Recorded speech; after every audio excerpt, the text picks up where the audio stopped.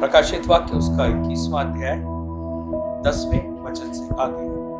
तब वह मुझे आत्मा में एक बड़े और ऊंचे पहाड़ पर ले गया और पवित्र नगर यरूशलेम को स्वर्ग से परमेश्वर के पास से उतरते दिखाया।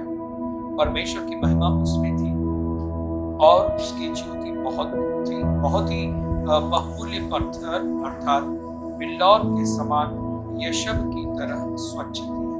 उसकी शहरपनाह बड़ी ऊंची थी।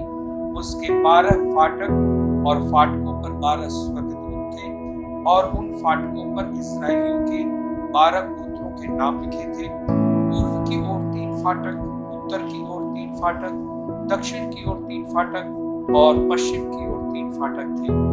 नगर की शहरपनाह की 12 नींवें थी और उन पर मेमने के 12 प्रेरितों के नाम लिखे थे। जो मेरे साथ बातें कर रहा था उसके पास नगर और उसके फाटकों और उसकी शहरपनाह को नापने के लिए सोने का एक गज था। वह नगर वर्गाकार बसा हुआ था। उसकी लंबाई चौड़ाई के बराबर थी। उसने उस गज से नगर को नापा तो 750 कोस निकला। उसकी लंबाई और चौड़ाई और ऊंचाई बराबर थी।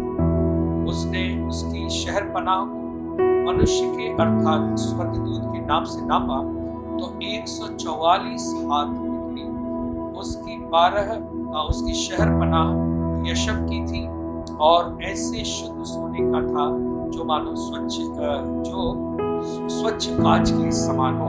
हम यहाँ पर रुक जाएंगे। हम यहाँ पर देखते हैं 12 चीजों का वर्णन आया है।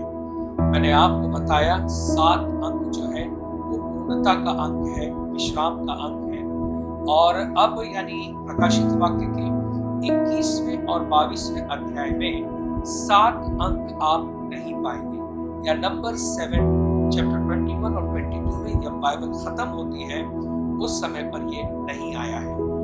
और क्यों नहीं आया है ये मैंने आपको बता दिया है, लेकिन जो आज फिर से हमारे साथ जुड़े हैं उनको समझ में आ जाए इसके लिए 7 संख्या जो पूर्णता की संख्या है वो पृथ्वी के लिए है और 12 जो है वो अंक स्वर्गीय अधिकार को दर्शाता है, जिसको इंग्लिश में कहते हैं हेवनली गवर्नमेंट को दर्शाता है। हेवनली गवर्नमेंट स्वर्गीय सरकार को दर्शाता है। तो अब क्यों 7 का संख्या जो है वो स्वर्ग के राज्य में नहीं है? इसकी वजह ये है क्योंकि 7वां दिन विश्राम का दिन है और जब प्रभु यीशु मसीह बादलों पर आएंगे और हम सब उनके साथ जाएंगे, यानी जब नया यरूशलेम जो नगरी है स्वर्ग से उतरेगी तो हम उसमें जाएंगे, प्रवेश करेंगे और बाइबल बोलती है कि हम अनंत काल के विश्राम में प्रवेश करेंगे। इसका मतलब 7वां दिन हमारा हो गया, हम 8वें दिन में प्रवेश करेंगे। इसका मतलब पहला दिन यानी 7 दिन के बाद आने वाला पहला दिन, इसका मतलब 7 दिन के बाद आने वाला नंबर 8 जो है वो 8 ना होके 1 है, फर्स्ट यानी प्रथम दिन है। जैसे 7 दिन के बाद, जैसे 7 सोमवार, मंगलवार, बुधवार और शनिवार रविवार के बाद फिर से सोमवार आता है, या शनिवार के बाद रविवार, इस तरह से रिपीट होता है। तो ये जो 7 दिन का काल है ये पृथ्वी के लिए है और स्वर्ग में नंबर 7 की कोई जरूरत नहीं होगी। वहां पर हर चीज 12 में होगी क्योंकि नंबर 7 जो है वो अर्थली है और नंबर 12 जो है वो हेवनली गवर्नमेंट यानी कि परमेश्वर के अधिकार की सत्ता को दर्शाता है। आइए आज इन वचनों में और आगे सीखें। यहाँ पर आपने देखा होगा जो वचन मैंने अभी 21वें अध्याय यानी रेवलेशन चैप्टर 21 के 10 से लेकर आगे तक यानी 17 तक मैंने पढ़े, उनमें आपने कुछ चीजें 12 देखी थी और मैं आपको इन्हीं 12 का अर्थ जो है वो समझाते जा रहा हूँ। मैंने आपको 12 गेट्स बताए हैं, जो 12 फाटक हैं, उसके बारे में मैंने आपको बताया। और फिर से अगर आप आज फिर से नए जुड़े हैं तो मैं आपको उसके लिए थोड़ा सा संक्षेप में बताऊंगा कि ये 12 गेट्स क्या है, 12 गेट्स क्या है, इसको हम देखेंगे। 12 गेट्स जो है वो गेट यानी अंदर और बाहर जाने का स्थान होता है। अब यूहन्ना जो यहाँ पर देख रहा था, वो उसकी भविष्यवाणी अगर आप देखें ना, जो 12 गेट्स की भविष्यवाणी है, 12 फाटकों की भविष्यवाणी, वो यहेजकेल 48 में ऑलरेडी की जा चुकी थी। यानी इज़ेकियल 48, 31 से लेकर 34 में ये 12 गेट की जो प्रोफेसी है वो वहां पे 600-700 साल पहले यहेजकेल ने कर दी थी। और क्या था कि 12 गेट्स थे, तो हर एक गेट का यानी हर एक फाटक का नाम था, और हर एक फाटक का नाम जो था वो इजराइल के 12 गोत्रों के नाम पर था। और 12 is a number of heavenly perfection, यानी स्वर्गीय सिद्धता का नंबर है। और 12 फाटक इसलिए थे कि नए यरूशलेम में परमेश्वर के पास तक पहुंचने का मार्ग परफेक्ट हो गया है। Now we can be in presence of God for eternity, यानी हम अब अनंत काल के लिए परमेश्वर के राज्य में रह सकते हैं। और फिर मैंने आपको बताया फाटक यानी कि जो गेट है वो परमेश्वर की प्रेजेंस में, उपस्थिति में आने का एक रास्ता है। और इसीलिए अगर आप साम्स यानी भजन संहिता 104 इसको आप देखेंगे तो वहां पर लिखा है, मैं उसके आंगनों में धन्यवाद, उसके फाटकों में धन्यवाद करते हुए प्रवेश करूंगा। यानी परमेश्वर के पास तक पहुंचने का हमारा जो रास्ता परफेक्ट हो गया है, सिद्ध हो गया है, खुल गया है, उसके लिए हम परमेश्वर का धन्यवाद देते हैं। और तो ये गेट जो था ये परमेश्वर के पास आने का एक प्रवेश द्वार ऐसा। यरूशलेम में 12 फाटक होंगे जो आने जाने का रास्ता होगा उसके अंदर। केवल इतने ही नहीं, 12 स्वर्गदूत भी होंगे, यानी हर एक फाटक पर एक स्वर्गदूत होगा।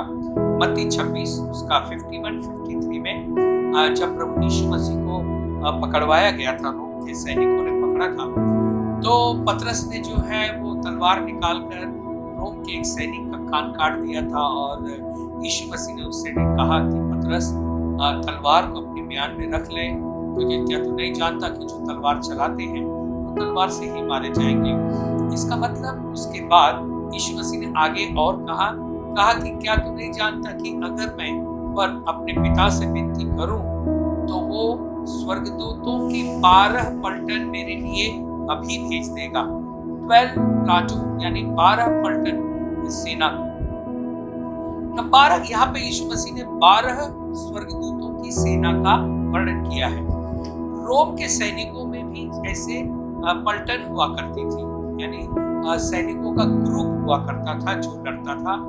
और एक पलटन में या एक समूह में लगभग 6000 या उससे अधिक सैनिक हुआ करते थे।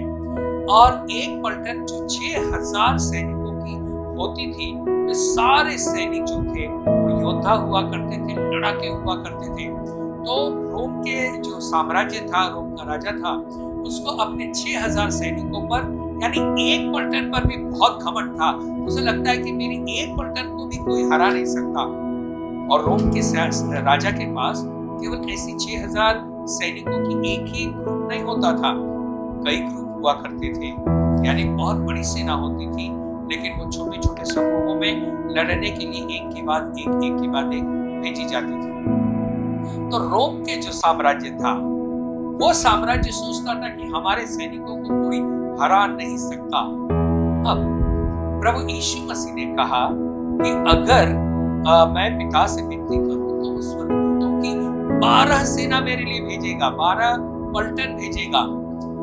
ये आप सोच सकते हो कि अगर रोम के एक पलटन में इतनी ताकत है तो स्वर्गदूतों में कितनी ताकत होगी, इस चीज को आप जान सकते हैं। यानी एक स्वर्गदूत मैं कहता हूं वो हिला के रख देगा पूरी पृथ्वी को। और इसके लिए ये हमें स्वर्गदूतों की सामर्थ को जानना है। ओके। और दूसरा राजा उसके 19वें अध्याय के अगर आप 35वें वचन में देखें तो एक स्वर्गदूत ने 1,85,000 अश्शूरी जो लोग थे उनको मार डाला। यानी शत्रु की सेना के एक स्वर्गदूत ने 1,85,000 यानी 1,85,000 सैनिकों को मार डाला। अब आप सोचो कि अगर स्वर्गदूतों की एक पलटन अगर आ जाए, एक पलटन आ जाए जिसमें समझ लो मान लो 6,000 हो, ऐसा कहीं लिखा नहीं है कि 6,000 है, लेकिन आप अगर रोम के तरीके से अगर हम इसको सोचें अपने तरीके से, तो अगर एक स्वर्गदूत 1,85,000 लोगों को मार सकता है, ये हमने देखा 2 किंग चैप्टर 19 वर्स 35 में लिखा हुआ है। आप देख सकते हैं कि एक स्वर्गदूत ने इतने लोगों को मार दिया। अब जरा सोचो, एक स्वर्गदूत इतना मार सकता है, तो अगर उनकी पूरी पलटन हो तो वो कितना भारी काम कर सकती है। और यीशु मसीह ने कहा कि अगर मैं विनती करूं तो एक पलटन नहीं भेजेगा, स्वर्गदूतों की 12 पलटन परमेश्वर मेरे लिए भेज सकता है। इसका मतलब यीशु मसीह पतरस को बताना चाह रहे थे कि पतरस, हमारे पास जो सामर्थ है वो रोम के सेना की ताकत से भी कई गुना ज्यादा है, लेकिन हमारी लड़ाई शरीर के अनुसार नहीं है। पतरस अपनी तलवार अपने म्यान में रख ले, क्योंकि जो तलवार चलाएगा मारा जाएगा। तो हमने आपको जो है गेट के बारे में बताया, और आपको हमने स्वर्गदूतों के बारे में बताया। थर्ड हम आपको बता रहे हैं ट्राइब्स के बारे में। क्या आपको पता है इजराइल के गोत्र थे, और इजराइल के 12 गोत्र थे।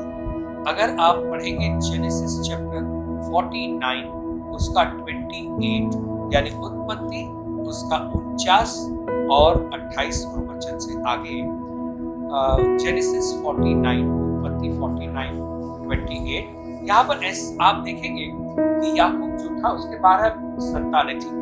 याकूब की 12 संतानें थी, और याकूब की 12 संतानें जो थी वो आगे चलकर याकूब के 12 गोत्र बन गए। यानी हर एक संतान से याकूब का एक गोत्र आगे बढ़ा। याकूब जेकब जो था उसका नाम आगे को जेकब नहीं होकर परमेश्वर ने उसका नाम इस्राएल रखा। तो अब हम कह सकते हैं कि इस्राएल के 12 बेटे थे और इस्राएल के 12 गोत्र थे। अब इस याकूब ने मरते समय अपने सारे जो बेटे थे सभी को आशीष दी, है ना। ये आगे चल के बहुत बड़े हो गए। हर एक संतान, हर एक याकूब के बेटे की संतानें बढ़ती चली गई और संख्या में बढ़ते चले गए, और वो अलग अलग जगहों पर जाकर बस गए। यानी उन्होंने अपने रहने का स्थान अलग अलग बना लिया था। और इसी तरह से याकूब ने जो है उन्हें आशीष दी, उनके नाम के आधार पर, उनकी ज्योग्राफिकल कंडीशन के आधार पर, यानी जहां वो रहते हैं उसके आधार पर याकूब ने अपने 12 गोत्रों को आशीष किया था ना। ये गोत्र जो 12 है वो कोई एक व्यक्ति नहीं है, बट 12 ट्राइब्स है, अलग अलग 12 गोत्र हैं। अब देखिए ये सभी किसकी संतानें थी? इसहाक से याकूब पैदा हुआ, और याकूब से उसके 12 बेटे पैदा हुए। ओके, ये सभी इसहाक और याकूब की संतानें थी। लेकिन इस्राएल के जो 12 इश्माइल भी था, लेकिन इसहाक, और केवल इसहाक ही अब्राहम को पैदा नहीं हुआ है, इश्माइल भी पैदा हुआ है।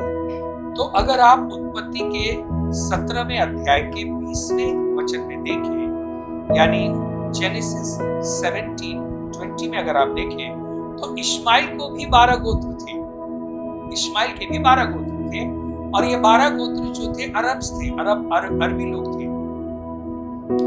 ओके, और इस तरह से तो खैर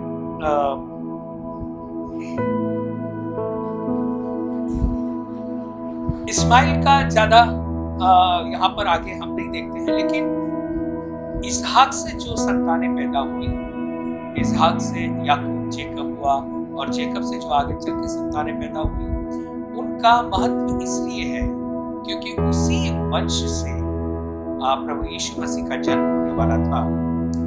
ओके, सो ये इजराइल के 12 गोत्र, और केवल इतने ही नहीं, ये जो गोत्र थे इजराइल के 12 गोत्र, इनका जो है हर एक गोत्र का एक एक ग्रह था, स्टार था। हर एक गोत्र का एक एक तारा था, यानी 12 गोत्र को 12 स्टार्स भी निशानी के रूप में मिले थे। यानी अगर आसमान पर आप कोई स्टार देखते हैं तो वो पर्टिकुलर स्टार जो होगा, एक विशेष तारा जो होगा, वो एक विशेष गोत्र के नाम से होगा। तो आसमान में 12 तारे जो स्पेशल हैं वो 12 गोत्र के नाम से हैं। मैंने लास्ट टाइम आपको बताया था कि देखिए ये जो ग्रह या जो तारे हैं ये ऐसे ही नहीं है, परमेश्वर ने उन्हें एक उद्देश्य से आसमान में यानी आकाश में रखा है। ये उद्देश्य क्या है? ये उद्देश्य परमेश्वर की महिमा का वर्णन करने के लिए है।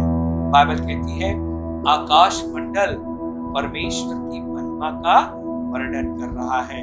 इसका मतलब जितने भी ग्रह हैं, जितने भी तारे हैं, अंतरिक्ष में जितने भी ग्रह उपग्रह जो परमेश्वर ने बनाए हैं, वे सभी जो है कहीं ना कहीं से परमेश्वर की महिमा का वर्णन कर रहे हैं। इसका मतलब परमेश्वर का कुछ मैसेज है, संदेश है, जो ये स्टार्स, ये जो तारे हैं, ये हमें देना चाहता हूं। और एक चीज को ध्यान देना, आप अगर तारों को देखें तो आप उसमें परमेश्वर के संदेश को पाएंगे, यानी परमेश्वर के सुसमाचार को पाएंगे।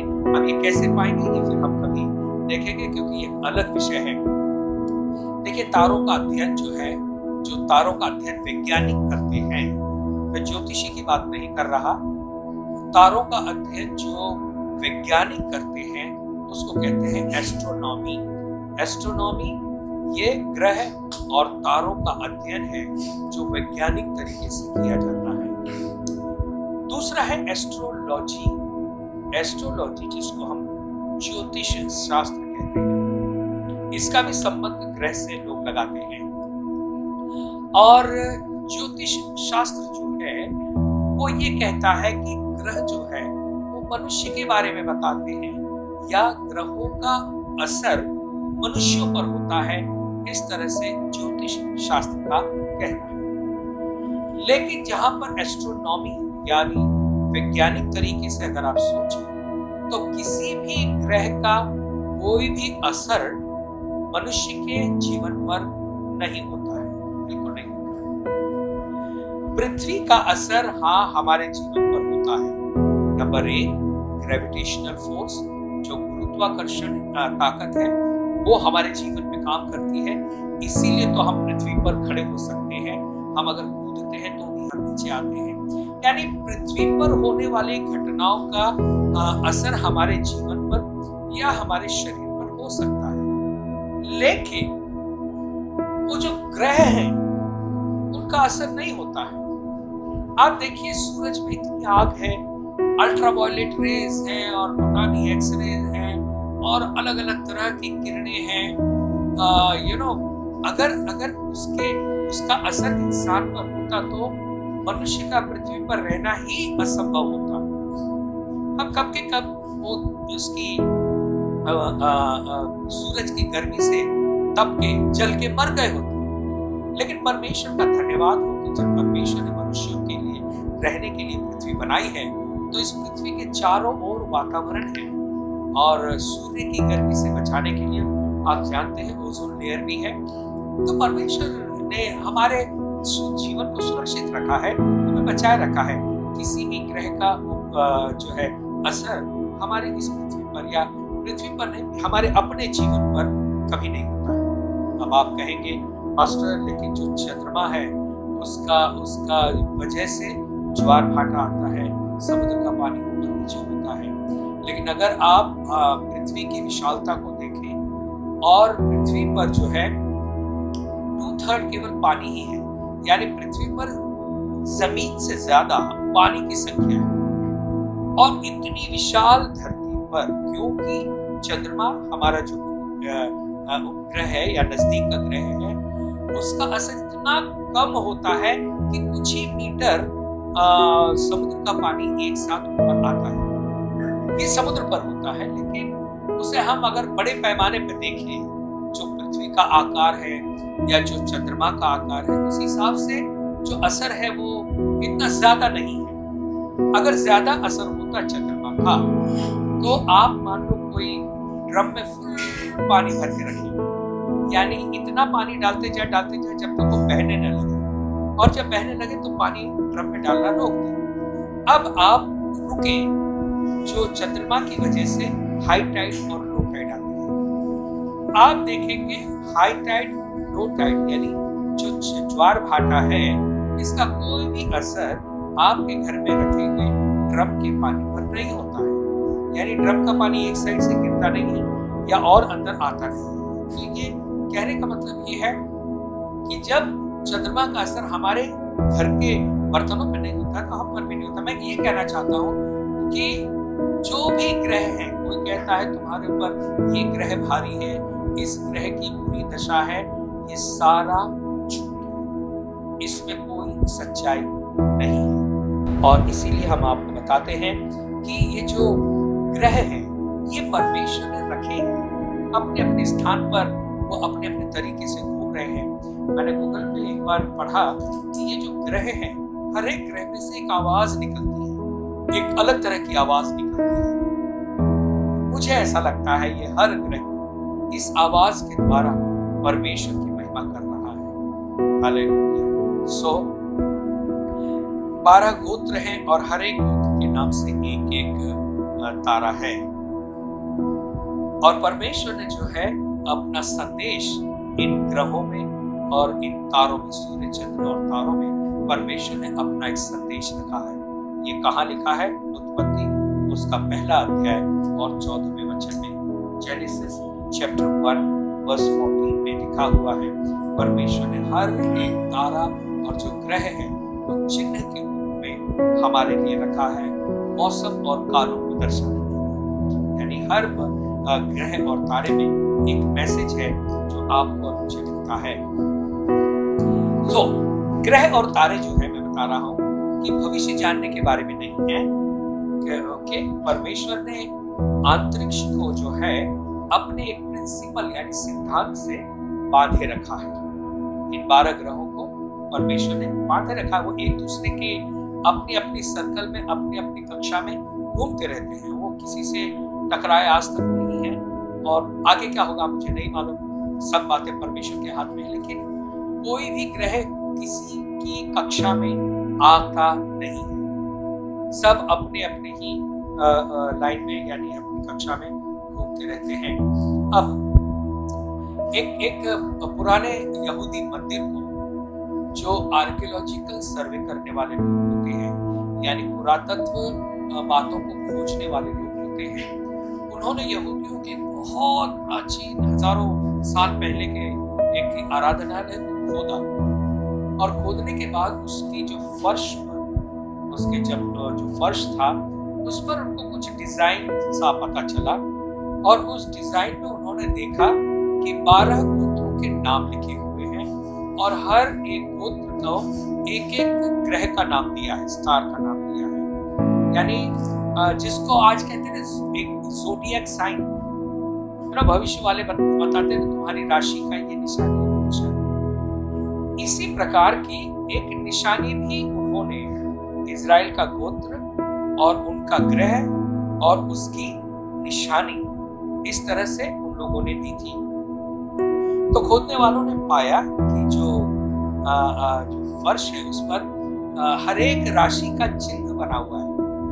अगर आज आप और मैं देखेंगे तो हम कहेंगे नहीं ये कोई डिमोनिक है, ये शैतानी है, लेकिन उस समय उन लोगों ने इस तरह का बनाया था।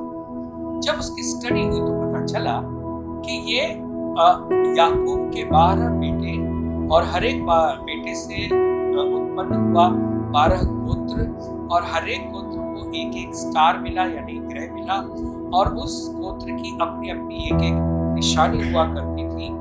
और ये जो निशानी थी आगे चलकर बहुत सी बदल गई। आप देखिए ये भविष्य बताने वाले भी कहते हैं ना 12 राशियां, और हर एक राशि के उन्होंने अलग अलग चिन्ह दिए हैं। मकर, मीन, कुंभ, तुला, कन्या, ऐसी राशियां मुझे नाम याद नहीं है, जितने याद हुए वो मैंने आपको बताए। तो इस तरह से हर एक राशि है और उसका चिन्ह भी उन्होंने बताया। लेकिन सच में देखा जाए तो इसका कुछ भी लेना देना हमारे आगे के भविष्य से नहीं है। किसी भी ग्रह में इतनी ताकत नहीं है कि वो आपके जीवन में कुछ बुरा असर कर सके। अब कुछ लोग मानते हैं कि नहीं नहीं आपकी राशि ये है तो आपके साथ ये होगा, ऐसा होगा, ये होगा, तुम्हारा इतना बुरा होगा, इतना अच्छा होगा, तुम्हें ये लाभ मिलेगा, यात्रा मिलेगी, बहुत सारी बातें लोग जो है ज्योतिष के नाम पे बताते हैं। लेकिन आप अगर उसको देखें, जो भी ज्योतिष पता है और उससे कहें कि भाई जो आपने कहा है, क्या आप हमें स्टैम्प पेपर पर लिख कर देते हैं कि आपने जो कहा है वैसा ही होगा? वो कहेंगे नहीं, संभावना है। यानी वो भी पॉसिबिलिटी का जो प्रिंसिपल है, सिद्धांत है, संभावना के आधार पर वो कह देंगे। तो संभावना का तो आधार मैं आपको बताऊं तो हमेशा काम करता ही है। फॉर एग्जाम्पल, अगर आप किसी एग्जाम को देने गए हैं और वहां पे आपको जो है क्वेश्चंस पूछे गए हैं और क्वेश्चन में ट्रू और फॉल्स, ट्रू और फॉल्स, ट्रू और फॉल्स, अगर गलत सही गलत सही, आपको खाली सही और काट का निशान लगाना है और आपको एक भी प्रश्न का उत्तर अगर नहीं आता है और आप अगर सारे सवालों को सही सही सही सही सही निशान लगाते जाए तो कम से कम 20-30% तो आप सही होंगे, या हो सकता है 60% भी आपको मिल जाए। इसको कहते हैं लॉ ऑफ संभावना, पॉसिबिलिटी। सो ज्योतिष शास्त्र बताया जाता है, उसमें होता है ऐसे संभावना हो सकती है, कुछ किसी को हो भी गया है और किसी को नहीं। खैर, हम इसको ज्यादा नहीं आगे बढ़ेंगे, लेकिन मेरे कहने का मतलब ये था कि हर एक गोत्र की एक एक निशानी थी और उनका एक एक ग्रह हुआ करता था। उदाहरण के तौर से यहूदा का जो गोत्र था उसकी निशानी थी लायन, लियो, लायन, शेर। जूडा का जो ट्राइब था उसके लिए साइन था लायन। ना ये लायन जो है ये ऐसे नहीं, ये परमेश्वर के आज्ञा के अनुसार, बिकॉज यहूदा के ही गोत्र से आगे चलकर प्रभु यीशु मसीह का जन्म होता है और यीशु मसीह को यहूदा का सिंह कहा गया, lion of Judah. Judah was a tribe of Israel and lion was a symbol of Judah. And then यहूदा का जो निशानी थी वो सिंह था और इसी यीशु मसीह यहूदा के गोत्र में से आए। बाइबल उसको कहती है यहूदा का सिंह है ना। आप देखिए, आदम भी जानता था तारों के बारे में, क्योंकि परमेश्वर ने कहा था कि मैं तेरे लिए आकाश में चिन्ह ठहराऊंगा। तो आदम भी आकाश को देखा करता था, क्योंकि परमेश्वर की ओर से चिन्ह या मैसेज उसको वहां से मिलता था। तो परमेश्वर ने ग्रहों को रखा है इसलिए ताकि परमेश्वर हमसे कुछ कह सके। ग्रहों को रखा है हमारा भविष्य बताने के लिए नहीं। तो अगर आप विश्वासी हैं, प्लीज भविष्य जानने के पीछे नहीं जाएं। आपका भविष्य सुरक्षित है परमेश्वर के हाथों में, और वो कहता है कि युग के समाप्ति पर तक सदैव तेरे साथ हो। तो परमेश्वर हमारे साथ है, बस उससे आगे और हमें क्या जानना है। तो आप देखिए, 12 गोत्र ही नहीं इजराइल के, यीशु मसीह जब चेलों को चुन रहे थे तो भी हम देखते हैं उन्होंने 12 को चुना, 12 डिसाइपल्स, 12 अपोस्टल्स, 12 प्रेरितों को चुना। वो 7 भी चुन सकते थे, है ना, 7। लेकिन ऐसा नहीं, यीशु मसीह ने 12 चुने। इसका अर्थ ये है कि अगर वो 7 चुनते तो उनका महत्व केवल इस पृथ्वी के लिए होता। लेकिन जब हम प्रकाशित वाक्य में आकर देखते हैं कि नई यरूशलेम जो है उतरती है, तो 12 नीवे हैं और उसमें 12 प्रेरितों के नाम लिखे हैं। अच्छा, ये जो प्रेरित यीशु मसीह ने चुने, वो जानते थे कि जो यरूशलेम नगरी आएगी उसकी नींव 12 होगी, यानी 12 प्रेरित उसकी नींव होंगे। और इसीलिए यीशु मसीह ने इस पृथ्वी पर 7 को नहीं चुना, 12 को चुना। जब यीशु मसीह 12 चेले चुन रहे थे तो उनके मन में पृथ्वी ही नहीं थी, ये स्वर्गीय यरूशलेम थी जो आने वाली थी। इसलिए आप देखते हैं जब 12 चेलों में से यहूदा इस्करियोती ने फांसी लगा ली और वो मर गया, तो संख्या जो थी वो 11 हो गई। यानी एक चेला मर गया तो 11 संख्या हो गई। लेकिन अगर आप प्रेरितों के काम में देखें तो चेलों की संख्या 11 हो गई, लेकिन चेलों की संख्या 12 होनी चाहिए थी और इसीलिए उन्होंने जो है चिट्ठी डाली और 12वां चेला जो बाद में चुना गया, वो चिट्ठी जो थी वो मत्तियाह के नाम पे आई। तो यहूदा इस्करियोती मर गया, लेकिन 12वां फिर से आ गया, यानी जो अपोस्टल यानी प्रेरित थे उनकी संख्या 12 के 12 ही बनी रही। और ये 12 क्यों बनी रही? क्योंकि आगे चल के इन 12 का जो है उपयोग स्वर्गीय यरूशलेम में होगा। अच्छा, तो मैंने आपको बता दिया कि पहला 12 फाटक थे, दूसरा 12 स्वर्गदूत थे और तीसरा 12 ट्राइब थे, 12 गोत्र थे। आइए चौथा हम देखें, 12 प्रेरित। इसके बारे में मैंने आपको थोड़ा सा तो बता दिया, लेकिन और भी हम देखेंगे। 12 प्रेरित हैं। मेरे साथ निकाले मरकुस उसका 3 अध्याय 14 वचन। यहाँ पर ऐसा लिखा है, तब उसने 12 पुरुषों को नियुक्त किया कि वे उसके साथ साथ रहें और वह उन्हें भेजे कि वे प्रचार करें। तो यहाँ पर हमने देखा प्रभु यीशु मसीह ने 12 लोगों को नियुक्त किया। क्यों किया?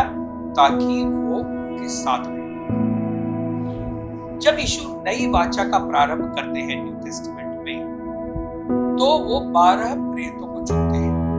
ओके, जैसे मैंने कहा 7 नहीं चुने, 12 चुने, क्योंकि यीशु जानते थे कि वो क्या कर रहे हैं। यीशु जानते थे कि वो स्वर्ग से आए हैं और स्वर्गीय तरीके को वो स्थापित करना चाहते थे। इसलिए उन्होंने 7 नहीं बल्कि 12 चेलों को चुना। जैसे इजराइल के 12 गोत्रों को परमेश्वर ने चुना स्वर्ग पर राज्य करने के लिए, उसी प्रकार यीशु जब अपनी कलीसिया बनाते हैं तो उसके लिए वो 12 प्रेरितों को चुनते हैं। क्यों चुनते हैं? अपनी कलीसिया पर राज्य करने के लिए। नंबर 12 जो है वो गवर्नमेंट को दर्शाता है, राज्य करने को, शासन करने को दर्शाता है। ना मरकुस 3:14 में अभी हमने पढ़ा कि यीशु ने 12 प्रेरितों को चुना ताकि वो उसके साथ रहे। हम नए यरूशलेम में यीशु के साथ रहने को जाने वाले हैं। आप ध्यान दें, अगर आप यीशु मसीह के चेले हैं तो अब आप उसकी संख्या में जुड़ गए हैं, यानी केवल 12 ही नहीं है, आप भी वहां पर उसके चेलों के रूप में जुड़ गए हैं। ना यीशु ने 12 को चुनने के बाद आप जानते हैं क्या कहा? वो कहा कि इजराइल के 12 गोत्रों पर तुम राज करोगे। निकाले मेरे साथ मत्ती 19 और उसका 28वां वचन, मैथ्यू 19:28। मैथ्यू 19:28। मैथ्यू 19:28 ऐसा लिखा है यहाँ पर, यीशु ने उनसे कहा, मैं तुमसे सच सच कहता हूँ कि नई सृष्टि में जब मनुष्य का पुत्र अपनी महिमा के सिंहासन पर बैठेगा, नई सृष्टि यानी नया यरूशलेम, यानी जो स्वर्ग की नगरी है, परमेश्वर की नगरी है, जो स्वर्ग से उतरेगी। यीशु मसीह यहाँ पर मत्ती के 19वें अध्याय के 28 वचन में ये बात कह रहे हैं।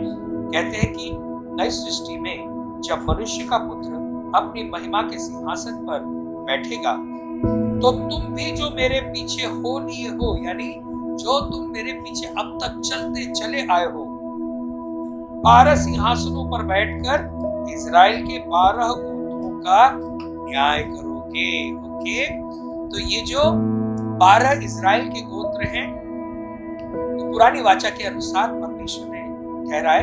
यहाँ पर 12 प्रेरित जो हैं, ये नई वाचा के अनुसार प्रभु यीशु मसीह ने चुना। तो यीशु ने अपनी कलीसिया को बनाते समय स्वर्ग के इस तरीके को अपनी कलीसिया में स्थापित किया। क्यों? क्योंकि ये कलीसिया केवल पृथ्वी की नहीं है, अनंत काल की है, हमेशा की है। वो केवल थोड़े दिन यहाँ पे जब तक पृथ्वी है तब तक कलीसिया है, ऐसा नहीं है।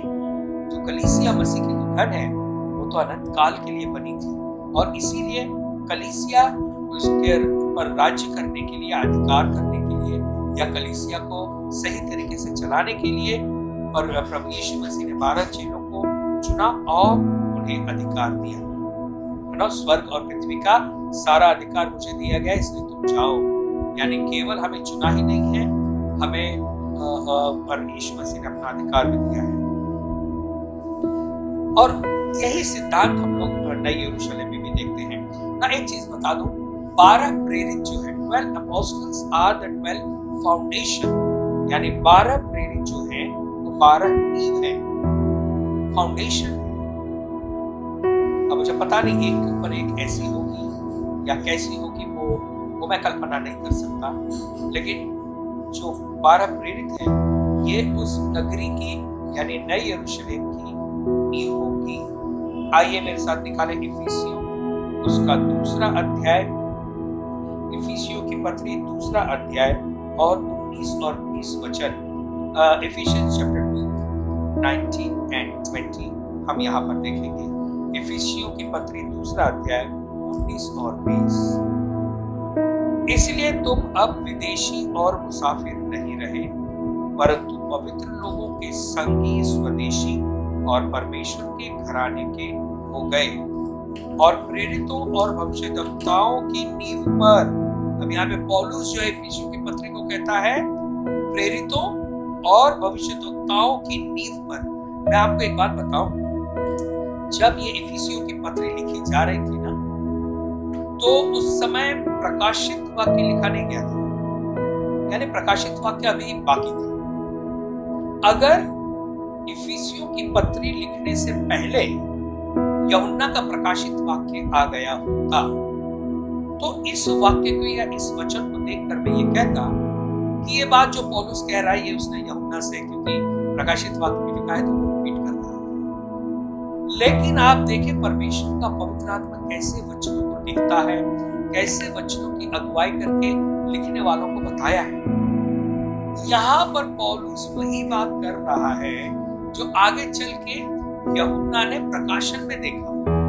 ओके, वो कहता है और प्रेरितों और भविष्यद्वक्ताओं की फाउंडेशन। प्रेरित और भविष्यद्वक्ता नई यरूशलेम में किस स्थान पे है? नींव के स्थान पे, फाउंडेशन।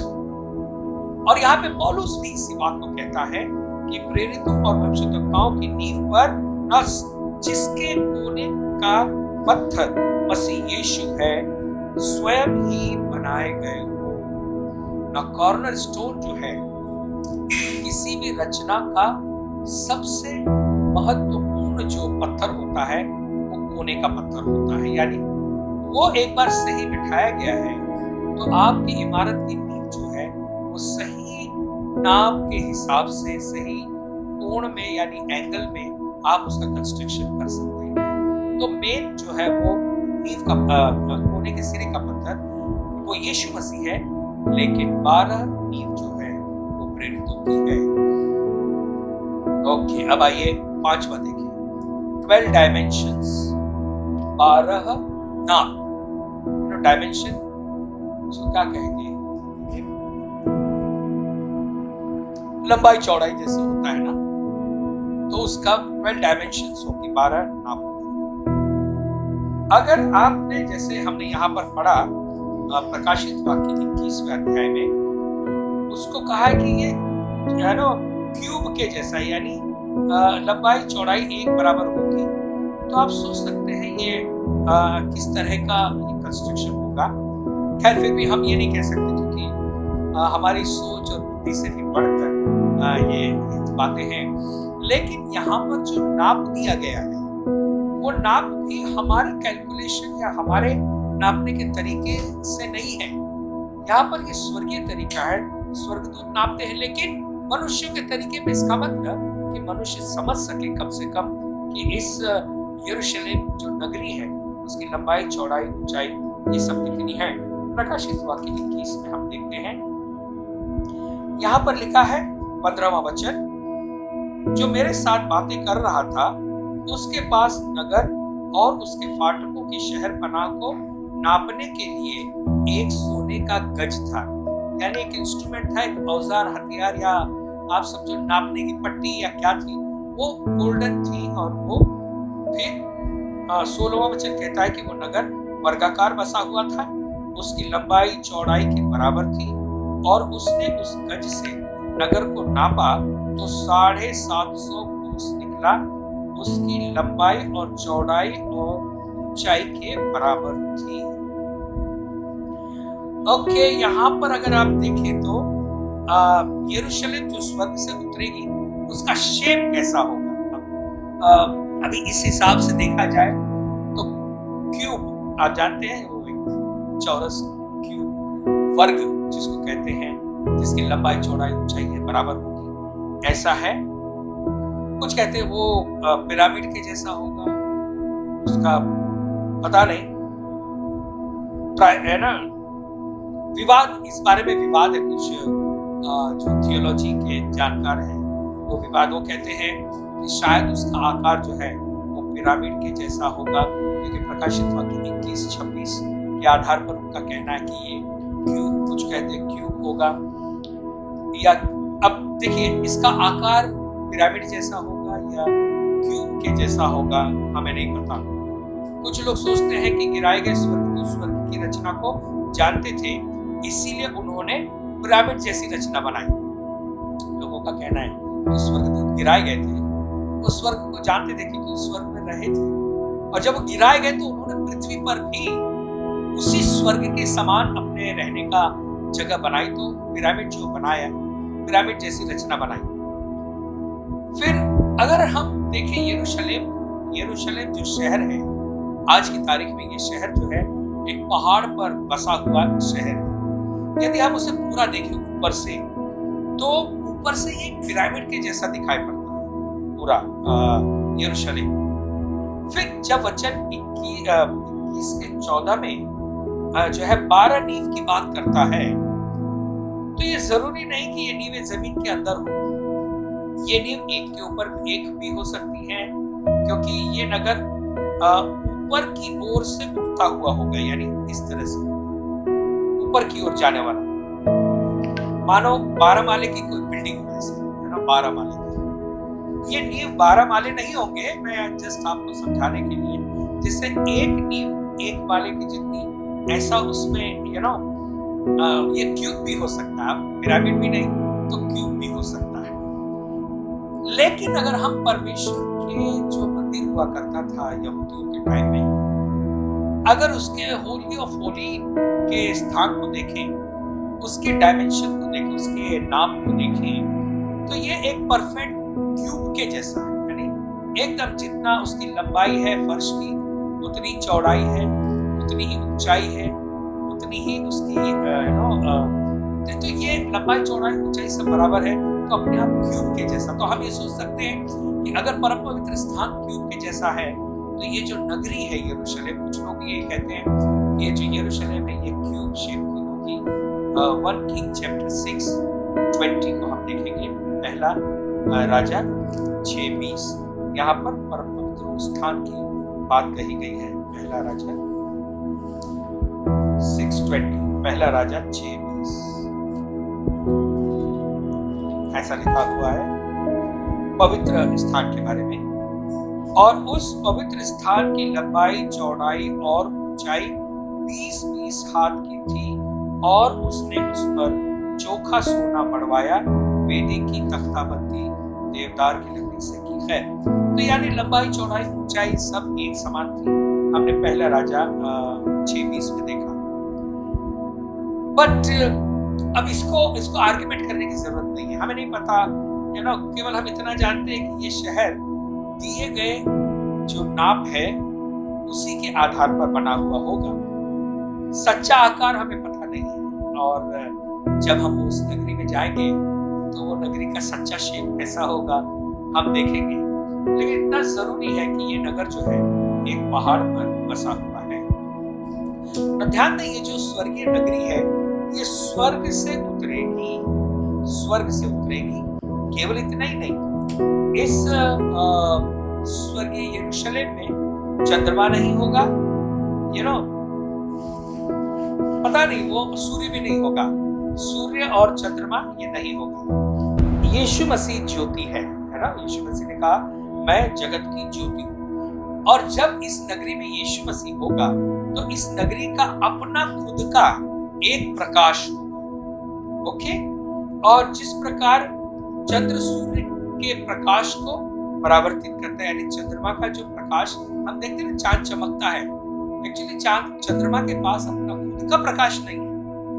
सूरज का प्रकाश चंद्रमा पर पड़ता है और हम पृथ्वी पर से उस सूर्य प्रकाश जो चंद्रमा पर पड़ा हुआ है उसको हम देखते हैं, इसलिए हमें चांद चमकता हुआ दिखाई देता है। इसका मतलब जो चंद्रमा है वो सूर्य के प्रकाश को हमारी तरफ यानी पृथ्वी की ओर परावर्तित करता है।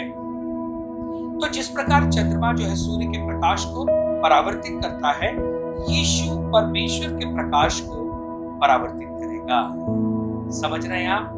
परमेश्वर के प्रकाश को इस नगरी में यीशु के द्वारा लाया जाएगा। कुछ लोगों का मानना है कि जो आकार बताया गया है ना ये नए यरूशलेम का, वो चंद्रमा के अंदर सही तरीके से फिट हो जाएगी। यानी जितना आकार इस नए यरूशलेम का है, लंबाई चौड़ाई ऊंचाई, अगर इसको हम एक क्यूब मान लें और चंद्रमा मानो गोल है, तो अगर उस क्यूब को चंद्रमा में रखें तो चंद्रमा के गोल के अंदर ये क्यूब बराबर से फिट बैठ जाएगा। ओके, लेकिन नया यरूशलेम चांद में होगा ऐसा तो वचन नहीं कहता है, तो आप उसको सही नहीं माने। नया यरूशलेम स्वर्ग से उतरेगा। होली सिटी जो पवित्र नगरी है, प्रकाशित वाक्य 21 में लिखा है 12 कोस यानी कि 1400 माइल 1400 माइल। और अगर आपको बताऊं तो जो सूरज की सर्कमफ्रेंस है यानी परिधि है, जो गोल आकार है, उसको अगर आप नापें तो 2560 मील की है। और नया यरूशलेम जो है वो स्वर्ग से उतरेगा ऐसा वचन कहता है। तो हमें इस चीज को ये नहीं कहना है कि वो चंद्रमा में होगा या ऐसा ऐसा, नहीं, ये सब आप समझे कि उसका आकार क्या होगा, इसलिए मैंने आपको ये सब बताया है। प्रकाशित वाक्य 21:17 में लिखा है स्वर्गदूतों ने मनुष्य के नाप में नापा है, लेकिन हो सकता है स्वर्गदूतों के नापने का नाप कुछ और हो, हम नहीं समझ पाएंगे क्योंकि इतने हजारों साल बीत गए हैं इस घटना को। तो उस समय लोगों के नापने का तरीका क्या था हम नहीं जानते, है ना। तो ठीक है, चलिए आगे चलते हैं, छठवां देखते हैं। और नए यरूशलेम में 12 चीजें क्या थी? 12 प्रेशियस स्टोन ज्वेल यानी 12 बहुमूल्य पत्थर।